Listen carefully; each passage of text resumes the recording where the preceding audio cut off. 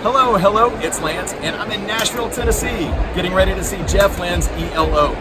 In this video, we're talking about connections between Jeff Lynne and the Beatles. Songwriter, singer, drummer, guitarist.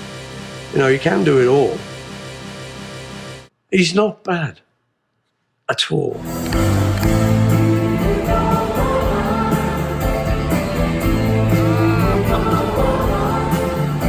As you probably know, this channel, Fab Four Archivist, is all about the music, the people, and the stories that made the Beatles the biggest band in the world.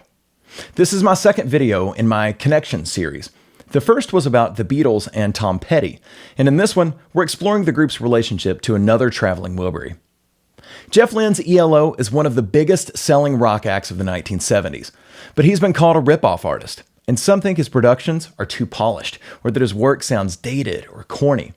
But whatever you think of him, the strong connection between ELO and the Beatles is undeniable. Here are a bunch of reasons why. The first major connection between Jeff Lynne and the Beatles was in 1968 at Abbey Road. Lynne was a member of the band The Idle Race, and while the records didn't sell well, they were adored by critics. The BBC's Kenny Everett loved them and was even an honorary president of their fan club.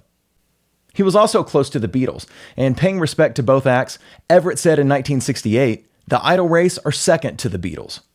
Perhaps Everett's appreciation of the two artists had something to do with this first connection. As Jeff Lynne told Rolling Stone in 1990, he was invited to drop in on a Beatles session at EMI Studios during the recording of the White Album. George and John were in one studio, with George Martin conducting, doing the strings for Glass Onion. And Paul and Ringo were in another studio, doing Why Don't We Do It in the Road. It was like getting into Buckingham Palace or something. It was the rarest treat of them all. Reviewing the Beatles' recording notes, this visit would have been on the 10th of October, 1968, when 3 songs were completed in one 12-hour and 15-minute session.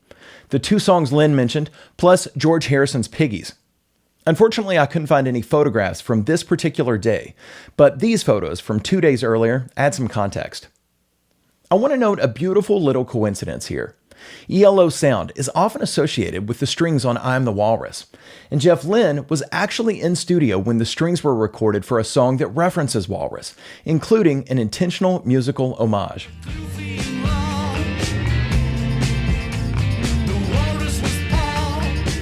The Beatles clearly influenced the eventual sound of ELO. I'm going deeper on that in my next video, but for now, just keep this in mind. ELO formed around the time the Beatles were breaking up, and as they started releasing music, some who listened felt like a torch had been passed. One of these listeners was John Lennon. On the 28th of September 1974, Lennon appeared on the airwaves of New York's WNEW-FM with Dennis Elsas. What started as a simple promotion for John's album, Walls and Bridges, turned into a 2-hour interview covering the Beatles, some politics, and John's personal record collection. John started playing tracks, including some of his solo songs, Beatles, and personal favorites. One of these was Showdown by ELO. We're going to play Electric Light Orchestra from last year, Showdown, and it's a nice group. I call them Son of Beatles, although they're doing things that we never did, obviously. But I remember the statement they made when they first formed was to carry on from where the Beatles left off with Walrus, and they certainly did. Heading for a showdown. Beatles Forever. For this one, I've got to mention something that's less of a connection and more of a, I don't even know what to call this, but it bears including. In 1982 or 83, Jeff Lynne wrote and recorded a song with lyrics like this. There's something about a Beatles song that lives forevermore. The beauty of the harmonies, the sound of the Fab Four. All their music will live on and on. John and Paul, George and Ringo, they really taught the world to sing. ELO fans, I love Jeff's work. I really do. But this was over the top. And I don't think I'm going to hurt his feelings by saying this. Jeff Lynne feels the same way about it, as noted here in 2013. This song, Beatles Forever, has never been officially released. There's a link to a bootleg version in the description if you really need to hear more.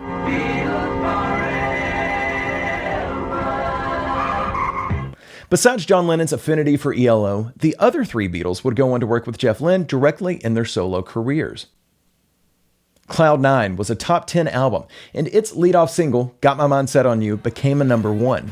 Besides producing, Lynne co-wrote 3 of the tracks on the LP.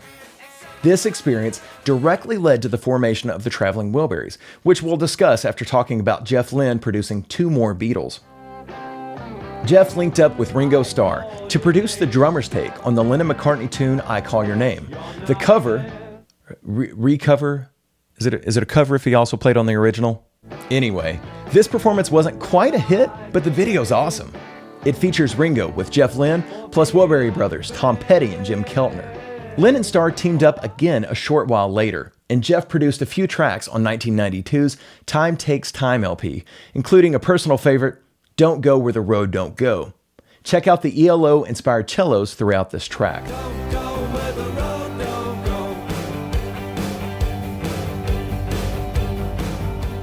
My favorite Beatles solo record is Paul's Flaming Pie, released in 1997. This was after the Anthology project, which of course took everyone involved deep into the history and the archives of the band. Paul noted that this impacted how Flaming Pie took shape. It's got a Beatles vibe through and through. Jeff Lynne, who shares producer credits with McCartney and George Martin, added his own Beatles-inspired touches throughout the album. Of note here is Beautiful Night. The song was written years prior, but recorded solely for Flaming Pie, with Jeff on guitar and Ringo on drums. Ringo's even in the music video. Let's get back to the Traveling Wilburys.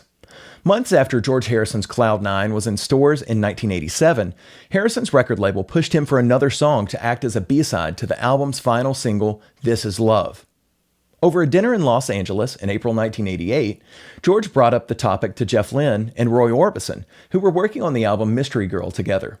Jeff agreed to help George the following day, and Roy was invited to attend. But the trio needed a studio, and I'm sure you see where this story is going. They ended up at Bob Dylan's house, in his garage recording studio. Tom Petty, also working with Jeff Lynne, recording Full Moon Fever, joined on day 2. Long story short, the group wrote Handle with Care, and the Traveling Wilburys were born. With George and Jeff as the de facto founders and producers, the group recorded 2 albums, the Multi-Platinum Volume 1, and later their second LP, Volume 3.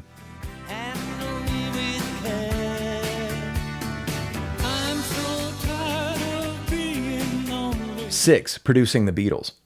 Perhaps Jeff Lynne's most famous connection to the Beatles is his production work from the Anthology era, especially Free as a Bird and Real Love. This story has been told numerous times, and when discussing Lynne, the focus is often technical. For instance, how he cleaned up and retimed the Lennon demo tapes. Because they were like mono tapes, and John singing on them with the piano as well. And so you couldn't really separate anything. But what I find most interesting is how Lynne was brought into the mix. After all, the Beatles' primary producer was the legendary George Martin. In 1994, when this project first kicked off, Martin was still alive and even actively working, so why not use him?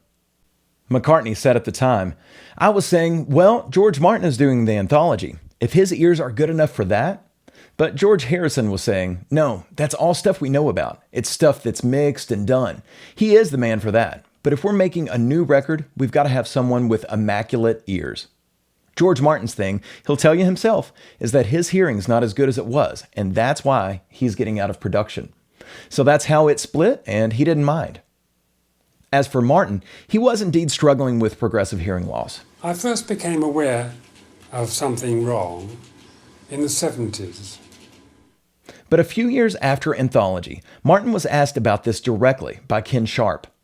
When Paul, George, and Ringo recorded the 2 new Beatles songs, Free as a Bird and Real Love, did they ask you to be involved?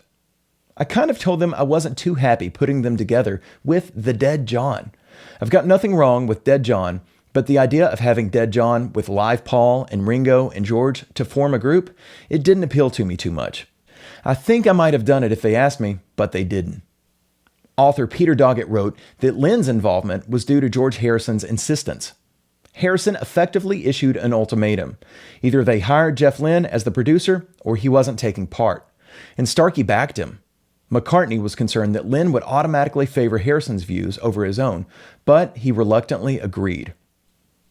How Martin's hearing loss ultimately affected the production decision is between those involved, and I respect that. But this public back and forth sheds light on how Lynne entered the picture.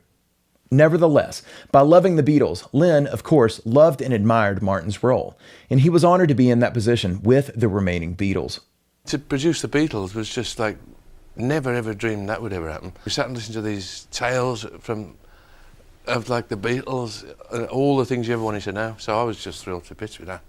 The debate continues on. Are Free as a Bird and Real Love real Beatles songs? Did Lynne apply too much of his own style to the recordings? Etc. I'm beyond that personally. I'm an Anthology era fan. My first taste of fandom live on that first disc of the first Anthology. Regardless of how or when it was made, for me, Free as a Bird is as much a Beatles song as any other tune bearing their name. I always assumed in my naivety, whatever, that it was going to sound like a Beatles record because I'm working with the Beatles. Since the Anthology project, Jeff's links to the Beatles have been more subtle, but they still pack a punch. I've mentioned these two performances in other videos here on this channel. Both are Beatles covers with millions of views on YouTube. More recently, though, ELO has experienced an awakening of its own. Detractors have been quieted by fans, new and old, coming out of the woodwork. Recent concerts have been big sellers, and as I saw firsthand, they are pure love fests from the audience to Lynne. But he will be forever tied to the Beatles, whether in his direct work with them or their influence on his own music. And this influence is what we're covering in the next video. See you over there.